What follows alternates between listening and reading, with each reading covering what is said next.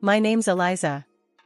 Growing up, the difference between me and my twin sister Anna was like night and day. She was the golden girl, and well, I wasn't. Our dad, a stern university professor, had his life's work tied up in books and lectures, while our mom was the quintessential housewife, dedicated to her home and family, pushing us to follow in her footsteps. From as early as I can remember, being at home felt more like sitting through a never-ending critique session. My parents had a blueprint for the perfect family, and it didn't include a daughter who wore band t-shirts and liked to keep to herself. "Eliza, why can't you be more like your sister?" was my mom's favorite line, usually tossed my way when I showed up at breakfast with my headphones in, trying to block out the world. Anna, on the other hand, basked in the glow of approval. "I just don't get why it's so hard for you to put on a nice dress and smile more," she'd say, flipping her perfect hair over her shoulder. It was like she was from a different planet. One particularly grueling Saturday, as our family prepared for one of Dad's faculty parties, a total snooze fest but mandatory appearance for us, I decided to rebel in the smallest way I knew how. I put on my darkest eyeliner and a pair of boots that definitely did not meet the appropriate standard. "You're not going out like that, are you?" Mom caught me on the stairs, her eyes darting down to my boots as if they were covered in mud. I shrugged, my standard defense. "Don't see why not." She sighed, that long, drawn-out kind that said I was the biggest disappointment in her perfectly ordered world. "Please, Eliza, just this once, can't you try to fit in?" "What for? So you can pretend we're the perfect family?" I shot back, tired of the same old song and dance. "It's not about pretending. It's about showing respect for your father," she argued, her voice taking on that sharp tone that meant business. Anna, overhearing the exchange, came trotting down the hallway, her heels clicking on the hardwood like a judge approaching the bench. "Mom's right, Liz. It's not that hard to look decent. Why do you always have to make things difficult?" "Maybe I don't want to be a clone of you, Anna," I snapped, feeling my face get hot. I hated these arguments, hated being compared. But more than anything, I hated feeling like the odd one out in my own home. Dad appeared at the bottom of the stairs, his brow furrowed. "Enough," he commanded, his voice firm. "Eliza, go change. Now. We're leaving in 10 minutes. His tone left no room for argument. He didn't yell, he didn't need to. The disappointment in his eyes was enough to send me marching back to my room to swap my boots for bland flats and wipe away half my eyeliner. As we drove to the party, the car was silent except for the classical music Dad insisted on playing because it was calming. I stared out the window, the trees blurring past. In that moment, I promised myself, someday I'd live a life where no one could tell me what to wear, how to act, or who to be. Someday, I'd be free from the echo of these expectations. My room was the only corner of the house where I could pretend I was somewhere else, anywhere else. Unlike the rest of the house, which was filled with my parents' choices, my room was mine.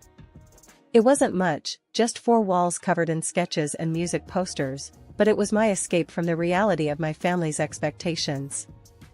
One evening, as I was trying to lose myself in a playlist of my favorite bands, Dad knocked and marched into my room, his face set in a familiar frown. "Eliza, turn that noise down. And why haven't you studied with Anna today? You know you both have exams coming up," he said, his voice stern. I pulled out one earbud and looked up at him, trying to keep my voice even. "I've been studying, just not with Anna. I learn better on my own." Dad shook his head, clearly not buying it. "You know the rules. Your sister gets good grades, and you should be doing the same. I don't see why you always have to make things difficult." "It's not about making things difficult," I said, my frustration growing. "I just don't see why I have to follow Anna's way of doing everything. Can't I have my own way of studying?" He didn't respond to that, just switched his complaint. "And those friends of yours, I saw you with them at the cafe yesterday. I don't think they're a good influence. You should be spending time with the daughters of my colleagues. They're more suitable." I felt my temper rise. "Suitable for what? For you? Because they talk about economics and pretend to enjoy those boring university gatherings?" Before he could answer, Mom appeared at the doorway, her voice sharp as she joined in. Eliza, your father is right. Those girls are from good families. They know how to behave. They're the kind of friends you should want. I stood up, facing both of them. What if I don't want friends who are picked for me? What if I want to choose my own friends, choose what I study, or even what I want to be? That's enough, Eliza, Mom said, her tone final. You know your future is with the university. Your father has made sure of that. And after you graduate, you'll need to start thinking about settling down. We've already discussed this. Settling down. The words hung in the air like a life sentence. You mean, start thinking about being someone's wife? Like Anna? Is that all you think I'm meant for? Mom's face softened slightly, but her voice remained firm. We want what's best for you. Following the path we've set out will give you a good life. A good life, I repeated, the irony bitter in my mouth. Is it a good life if it's someone else's idea of good? No one answered that. They didn't need to. We all knew there was no point in arguing. They had their plans, and they expected me to fall in line, just like Anna. Anna and I were like two sides of the same coin, always together but never on the same page. At university, where Dad taught, the differences between us grew even more obvious. She was into business management, the golden child, always nodding along in lectures, asking smart questions that made professors nod appreciatively. Me? I was stuck in the same program, but it felt like wearing a shoe on the wrong foot, awkward, uncomfortable, and just plain wrong. One afternoon, as I trudged through a mountain of textbooks in the library, Anna breezed in, her notes organized, her smile ready. Hey, Liz, you coming to the study group tonight? Professor Hall mentioned he's dropping by, could be good for us to show face, she said, her tone light but insistent. I glanced up, feeling the weight of her expectations. Nah, I don't think so. Those things aren't really my scene, you know? She frowned, placing her books down with a thud that matched her disapproval. It's not about it being your scene, Liz. It's about making the right impressions. You need to start taking this seriously. We're graduating soon. I shrugged, turning back to my notes. I am taking it seriously, just not in a way that makes me miserable. Why bother pretending? Because, Liz, sometimes you have to play the game to get ahead. You think I like all of this? She gestured around at her perfectly tabbed textbooks and color-coded notes. It's not about liking, it's about doing what's necessary. I shook my head, pushing back my chair with a scrape. Well, maybe I'm tired of doing what's necessary according to everyone else. Did you ever think of that? Her voice softened, but her eyes were steel. Liz, I'm just trying to look out for you. Dad's not going to be around to sort things out forever. What are you going to do if you keep alienating everyone? Maybe I'll figure it out on my own. Maybe I don't need to follow Dad's roadmap or yours. I shot back, feeling a surge of defiance. Anna sighed, her frustration clear. You're so stubborn. Just try, okay? For me, if not for yourself. Show up tonight, talk to Professor Hall. It won't kill you. I looked at her, really looked at her, and saw not just my annoyingly perfect sister, but someone who actually cared, in her own way. Fine, I'll think about it. I conceded, not ready to promise more. Thank you, she said, her smile returning. It's not that bad, you know. You might even like it if you gave it a chance. Doubt it, I muttered, but I knew I'd lost this round. For Anna, I'd show up, sit through another boring discussion, and nod at the right times. It was just a few hours, I told myself. How bad could it be? As it turned out, not as bad as I thought. Professor Hall was surprisingly interesting when he wasn't lecturing from a podium. I even asked a question, which earned a shocked but pleased look from Anna. Later, as we walked back to our dorm, Anna nudged me. See, not so terrible, right? That fragile piece didn't last long, however. In our last year, Anna introduced us to her fiancé, a lawyer 10 years her senior, already well established and exactly what our parents dreamed of. Mom and Dad were over the moon, praising Anna for making such a smart match, and immediately turned their expectant eyes on me. "Now, Eliza, it's your turn to find someone suitable," Dad said one evening over dinner, his tone implying that my time was running out. Mom nodded enthusiastically, already planning out my life as if it were another one of her well-organized home projects. "Think about your future, dear. Someone who can provide for you, who has a good standing." I remember staring at my plate, feeling the walls close in. Anna's wedding was meticulously planned down to the last detail by Mom, from the bridesmaids' dresses to the floral arrangements, showcasing her perfect vision of family prestige. After the wedding, Mom often visited Anna, doling out advice and ensuring her life played out just as she had orchestrated. Witnessing this, I knew one thing for certain: I didn't want my life tailored by someone else's hands. One day, I was walking down the street, lost in thoughts of how to escape the life my parents envisioned for me, when I heard the deep rumble of a motorcycle approaching. Curiosity pulled me toward the sound. That's when I saw him, Jake, with his leather jacket and carefree smile, pulling up beside me. "You look like you need a ride," he called over the roar of the engine, a playful twinkle in his eyes. I hesitated, glancing back towards the path home, then at his outstretched hand. What did I have to lose? "Sure, why not?" I replied, my voice a mix of nerves and excitement. Climbing onto the back of his bike, I felt a rush of adrenaline as we sped away. The wind whipped through my hair, and for the first time in a long time, I laughed, genuinely laughed. Jake shouted something about showing me his world, and I held on tighter, not wanting this moment to end. We stopped at a diner frequented by bikers. Over burgers and fries, Jake told me about his life as a welder, his passion for bikes, and his love for the open road. It was so different from anything I was used to, raw and real. "Don't you get scared, living like this?" I asked, my voice barely above the clatter of plates and chatter around us. "Scared? Nah, it's thrilling. You never know what's around the corner. Isn't that better than having everything planned out for you?"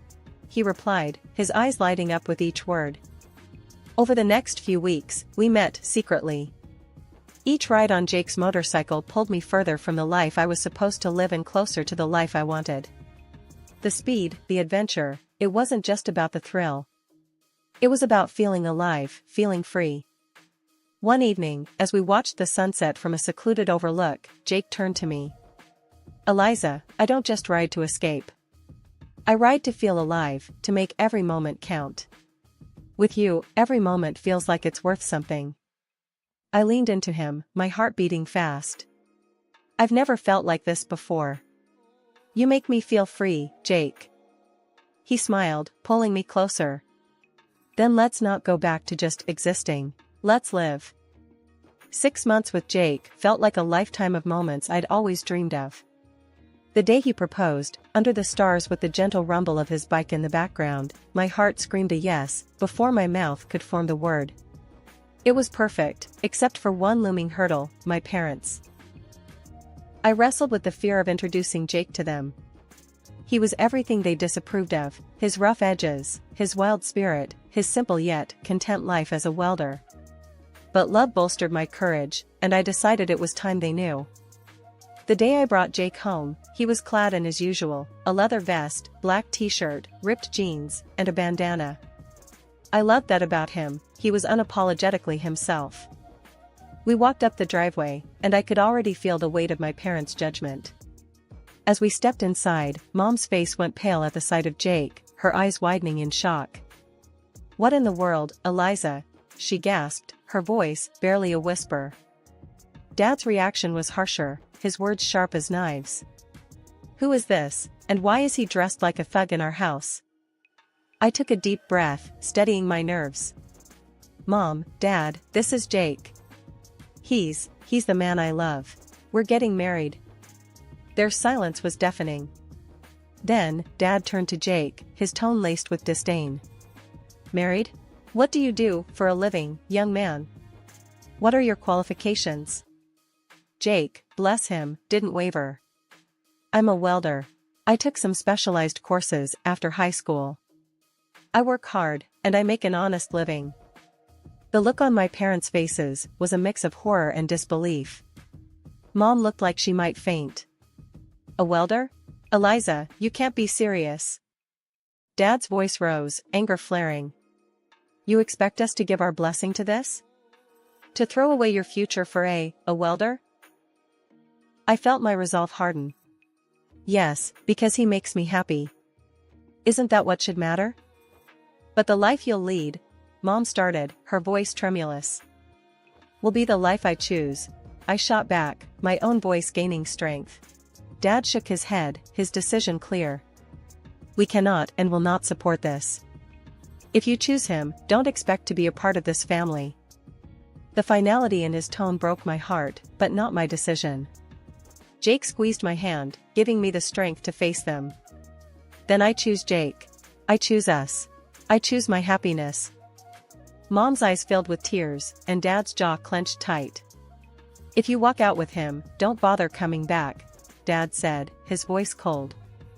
Walking away from my parents' house with Jake, my heart was a mess of emotions, pain, relief, excitement, and fear all mixed into one. The night air felt different, like each breath I took was a step further into a new life. We rode in silence for a while, the only sound the steady roar of the motorcycle beneath us. When we finally stopped at a small diner on the outskirts of town, Jake turned to me, his face serious. You sure about this, Eliza? I mean, really sure? There's no going back after tonight, he said, his eyes searching mine for any hint of doubt. I nodded, squeezing his hand tightly. I've never been more sure of anything. Being with you, this feels right.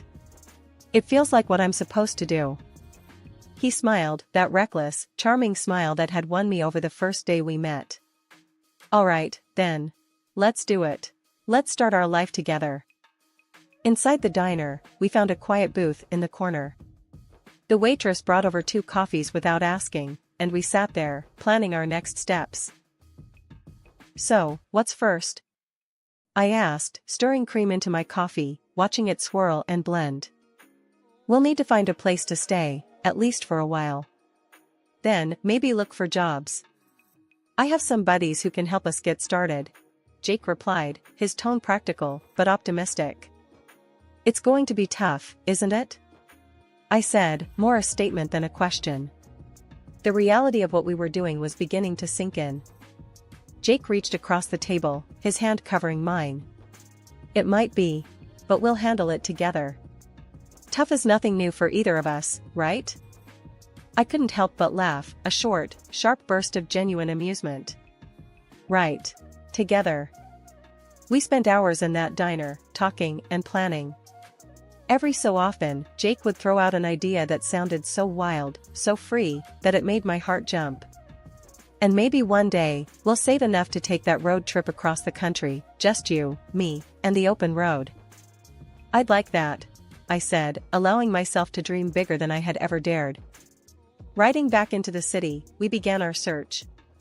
The next weeks were a blur of activity. We found a small apartment on the edge of town, nothing fancy, but it was ours.